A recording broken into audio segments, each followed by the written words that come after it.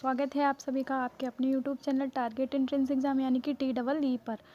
आइए जुड़ जाइए हमारे साथ। हमारी क्लास स्टार्ट हो चुकी है। क्लास को एक बार शेयर कर दीजिए। हमारी रोज़ क्लास 10 बजे सुबह शुरू हो जाती है, जो कि जीके की क्लास होती है। शाम को 7:30 बजे रीजनिंग की क्लास होती है और भी कई क्लासेस आपको प्रोवाइड कराई जा रही हैं। आप लोग उनके साथ भी जुड़ते रहिए। आगे बढ़ते हैं, हम अपनी क्लास को आगे बढ़ाते हुए आगे बढ़ते हैं। अगर आपको प्रीवियस ईयर क्वेश्चन पेपर चाहिए हैं तो आपको वो भी अवेलेबल हैं। लिंक डिस्क्रिप्शन में है, आप वहाँ से डाउनलोड कर सकते हैं। चाहे आर्ट्स के हों चाहे साइंस ग्रुप के हों, आप दोनों के ही पेपर डाउनलोड कर सकते हैं। चलिए क्लास को आगे बढ़ाते हुए आगे बढ़ते हैं। हमारी आज की क्लास का पहला क्वेश्चन है,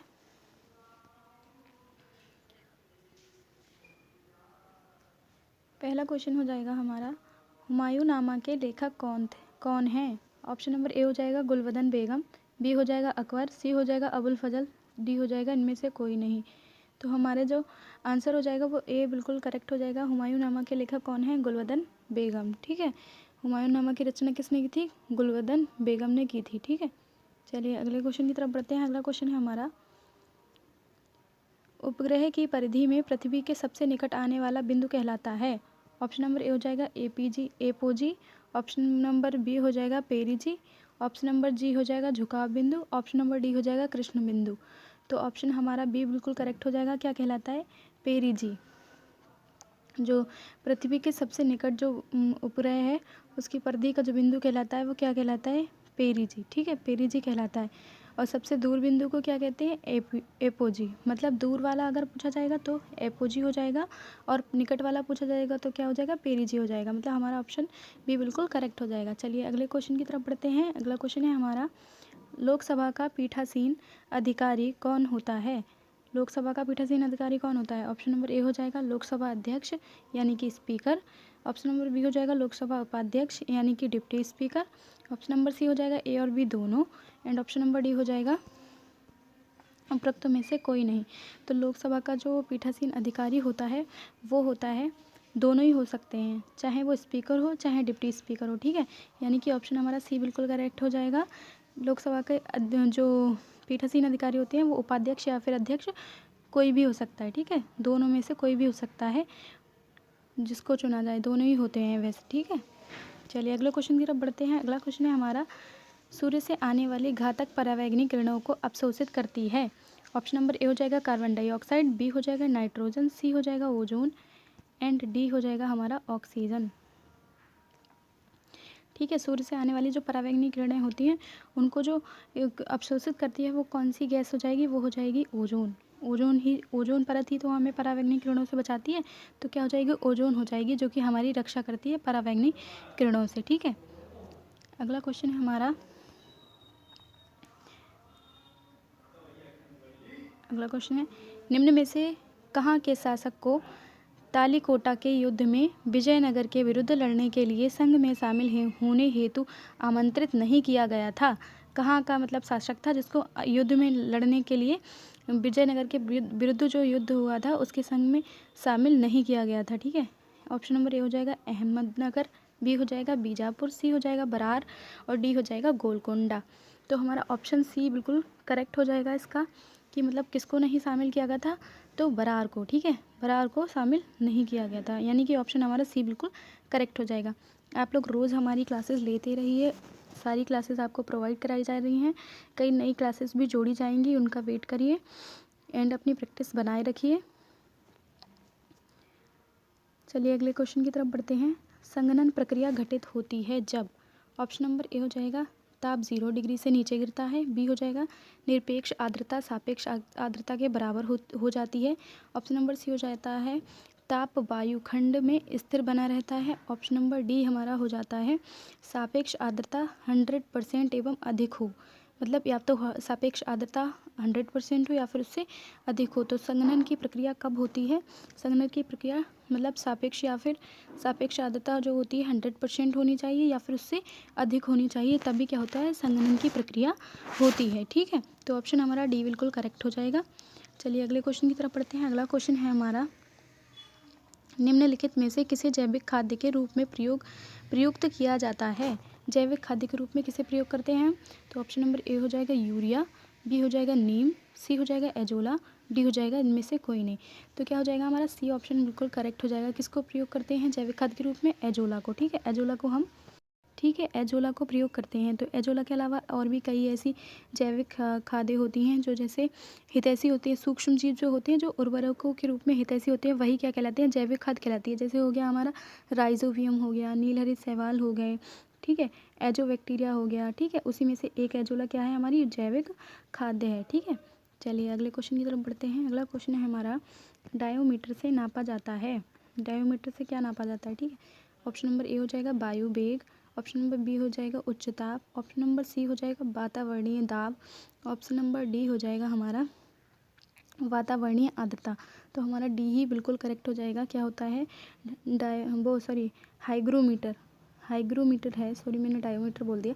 हाइग्रोमीटर से नापा जाता है वातावरणीय आर्द्रता। क्या नापी जाती है? वातावरणीय आर्द्रता। ठीक है, चलिए अगले क्वेश्चन की तरफ बढ़ते हैं। अगला क्वेश्चन है हमारा, हिमलयन गेजेटियर के प्रसिद्ध ब्रिटिश लेखक कौन थे?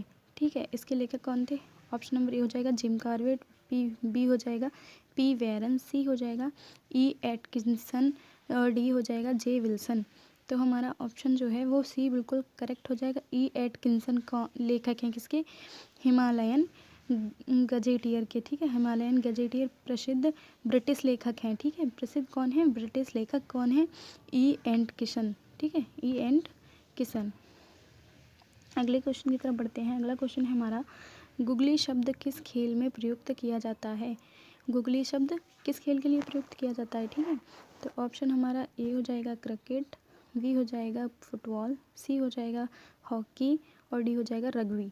तो ऑप्शन हमारा ए बिल्कुल करेक्ट हो जाएगा। क्या है? गुगली शब्द किसके लिए प्रयोग किया जाता है? क्रिकेट के लिए। ठीक है, आगे बढ़ते हैं। अगला क्वेश्चन है हमारा, सिलेंडरों में भरकर खाना पकाने वाली गैस की आपूर्ति किस रूप में की जाती है? ऑप्शन नंबर ए हो जाएगा गैस, बी हो जाएगा ठोस, सी हो जाएगा तरल, डी हो जाएगा घोल। ठीक है, तो हमारा ऑप्शन सी बिल्कुल करेक्ट हो जाएगा। किसके रूप में की जाती है? तरल के रूप में की जाती है। सिलेंडरों में जो गैस भरी होती है उसकी आपूर्ति जो है तरल के रूप में की जाती है। और ये गैस जो होती है अत्यधिक दाब पर भंडारित मतलब भंडार की वजह से द्रवित होती रहती है। ठीक है, द्रवित रूप में आ जाती है। अत्यधिक क्या होता है? भंडारण होता है, अत्यधिक दाब भंडारित होता है। इस वजह से क्या, दाब मतलब प्रेशर, ठीक है, प्रेशर अत्यधिक पड़ता है तो उस वजह से क्या होती है? द्रवित रूप में आ जाती है, यानी कि तरल रूप में आ जाती है। ठीक है, तो किस रूप में रखी जाती है? तरल रूप में। ठीक है, अगला क्वेश्चन है हमारा, कुचिपुड़ी नृत्य कहाँ से उत्पन्न हुआ? अब ये क्वेश्चन ये मत समझ लेना कि कहाँ का है। ठीक है, कहाँ से उत्पन्न हुआ ये पूछा गया है। ठीक है, तो ऑप्शन हमारा ए हो जाएगा उड़ीसा, बी हो जाएगा कर्नाटक, सी हो जाएगा केरल, डी हो जाएगा आंध्र प्रदेश। तो हमारा डी बिल्कुल करेक्ट हो जाएगा। कहाँ से हुआ है? आंध्र प्रदेश से। ठीक है, हमारा कुचिपुड़ी नृत्य कहाँ से हुआ है? आंध्र प्रदेश से। अगला क्वेश्चन है हमारा, ये कूट वाले क्वेश्चन सब बहुत पूछे जाते हैं तो इनको सॉल्व करके देखते हैं हम लोग। चलिए, सूची ए को सूची बी से सुमेलित कीजिए। ठीक है, क्वेश्चन हो जाएगा हमारा, कुछ हड़प्पाई स्थल हैं और राज्य हैं, उनको क्या करना है? मिलाना है। ठीक है, तो हमारा पहला हो जाएगा मांडा, दूसरा हो जाएगा दायमाबाद, सी हो जाएगा कालीबंगा और डी हो जाएगा राखीगढ़ी। तो ये किसको मतलब कौन किससे मिलेगा ये हमें देखना है, कहाँ कहाँ पर है।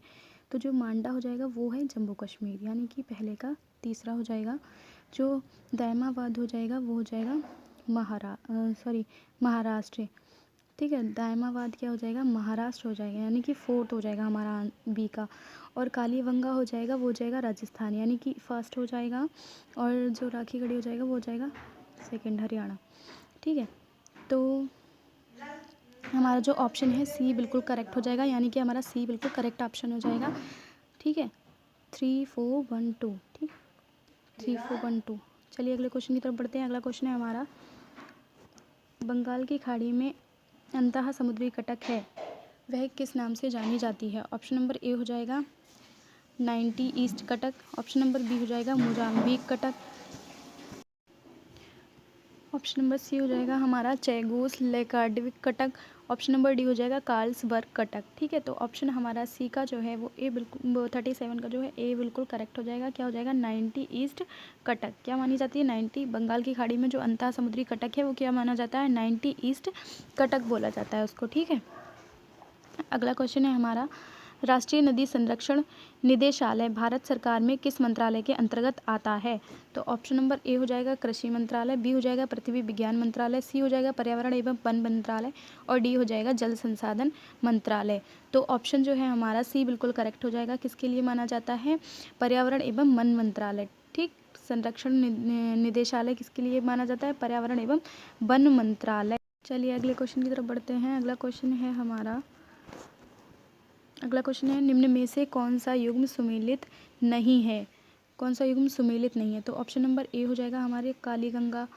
ठीक है, बी हो जाएगा पिंडारी ग्लेशियर पे है या नहीं, भिलगना गोमुख ग्लेशियर पे है, कोसी कौसानी एवं बिनसर श्रृंखला में है। तो ये हमें देखना है कि कौन सा सुमेलित नहीं है। ठीक है, तो हमारा सी जो है वो इसमें गलत है, तो यही हमारा सही हो जाएगा। गलत ही पूछा है तो क्या हो जाएगा गलत ही हमारा सही हो जाएगा। यानी कि जो भिलगना है वो हिमालय से निकलता है, मतलब हिमालय से निकलने वाली नदी है, खतलिंग ग्लेशियर से निकलती है। ठीक है, यह किससे निकलती है खतलिंग ग्लेशियर से निकलती है। और यहाँ पर क्या लिखा है गोमुख ग्लेशियर। क्या लिखा है गोमुख ग्लेशियर। ये जो भिलगना नदी है ये किससे निकलती है ये खतलिंग ग्लेशियर से निकलती है। और यहाँ पर क्या लिखा है गोमुख ग्लेशियर। तो यानी कि ये हमारा गलत मैच हो जाएगा और ये हिमालय से निकलने वाली है। ठीक है, गोमुख के दक्षिण से, मतलब यह ग्लेशियर गोमुख के दक्षिण से निकलती है, दक्षिण में स्थित है। तो गोमुख ग्लेशियर यहाँ पे गलत हो जाएगा। ठीक है, तो यही हमारा आंसर सही हो जाएगा। गलत ही पूछा है तो गलत का सही कौन सा हो जाएगा गलत ही हो जाएगा। ठीक है, तो यानी कि हमारा सी ऑप्शन बिल्कुल करेक्ट हो जाएगा। चलिए अगले क्वेश्चन की तरफ बढ़ते हैं। अगला क्वेश्चन है हमारा भारत रत्न पदक में फलक पर क्या अंकित रहता है। ऑप्शन नंबर ए हो जाएगा घोड़ा, बी हो जाएगा सूर्य, सी हो जाएगा चंद्रमा, डी हो जाएगा कमल। तो हमारा ऑप्शन बी बिल्कुल करेक्ट हो जाएगा। क्या अंकित रहता है सूर्य अंकित रहता है। भारत रत्न पदक होता है उस पर क्या अंकित रहता है सूर्य अंकित रहता है। ठीक है, और इसकी शुरुआत जो है कब की गई थी 1954 में। 1954 में इसको स्टार्ट किया गया था। ठीक है, ये पीपल के पत्ते के आकार का होता है। इसका जो चित्र होता है वो पीपल के पत्ते का आकार का होता है और इस पर सूर्य क्या होता है अंकित होता है। ठीक है, चलिए अगले क्वेश्चन की तरफ बढ़ते हैं। अगला क्वेश्चन है हमारा निम्न में से एक मेघालय राज्य की राजधानी है। ये सभी को पता होगा। ऑप्शन नंबर ए है शिलोंग, बी है इम्फाल, सी है दिसपुर और डी है आइजोल। तो हमारा जो आंसर हो जाएगा वो ए बिल्कुल करेक्ट हो जाएगा। मेघालय की राजधानी क्या हो जाएगी शिलोंग हो जाएगी। तो क्या हो जाएगा ए बिल्कुल करेक्ट हो जाएगा। बाकी की भी देख लेते हैं हम। ठीक है, और क्या हो जाएगा दिसपुर किसकी हो जाएगी। दिसपुर किसकी है असम की राजधानी है। इम्फाल किसकी है मणिपुर की राजधानी है। और आइजोल किसकी है मिज़ोरम की राजधानी है। ठीक है, राजधानियाँ भी हमें याद होनी चाहिए। चलिए अगला क्वेश्चन की तरफ बढ़ते हैं। वर्ल्ड वाइल्ड लाइफ फंड के लिए संकेत है। ठीक है, इसका संकेत पूछा गया है। ऑप्शन नंबर हो जाएगा हमारा ए हो जाएगा पोलर बियर, बी हो जाएगा सफ़ेद भालू, सी हो जाएगा लाल पांडा, डी हो जाएगा चीता। तो ऑप्शन हमारा सी बिल्कुल करेक्ट हो जाएगा। क्या हो जाएगा लाल पांडा। क्या है संकेत क्या दिखाया जाता है वर्ल्ड वाइल्ड लाइफ फंड के लिए। तो क्या हो जाएगा WWF के लिए, WWLF के लिए क्या हो जाएगा हमारा वर्ल्ड वाइल्ड लाइफ फंड के लिए क्या हो जाएगा हमारा जो संकेत वो हो जाएगा लाल पांडा। यानी कि सी बिल्कुल करेक्ट ऑप्शन है हमारा। ठीक, चलिए अगले क्वेश्चन की तरफ बढ़ते हैं। अगला क्वेश्चन है हमारा बुक्सा टाइगर प्रोजेक्ट भारत के किस प्रदेश से संबंधित है। ऑप्शन नंबर ए हो जाएगा मध्य प्रदेश, बी हो जाएगा राजस्थान, सी हो जाएगा पश्चिम बंगाल, डी हो जाएगा इनमें से कोई नहीं। तो हमारा सी बिल्कुल करेक्ट हो जाएगा। कहाँ है पश्चिम बंगाल। ठीक है, बुक्सा टाइगर रिजर्व कहाँ है पश्चिम बंगाल। ठीक, चलिए अगला क्वेश्चन है हमारा भारत के राष्ट्रपति के चुनाव में कौन सा केंद्र शासित प्रदेश भाग लेता है।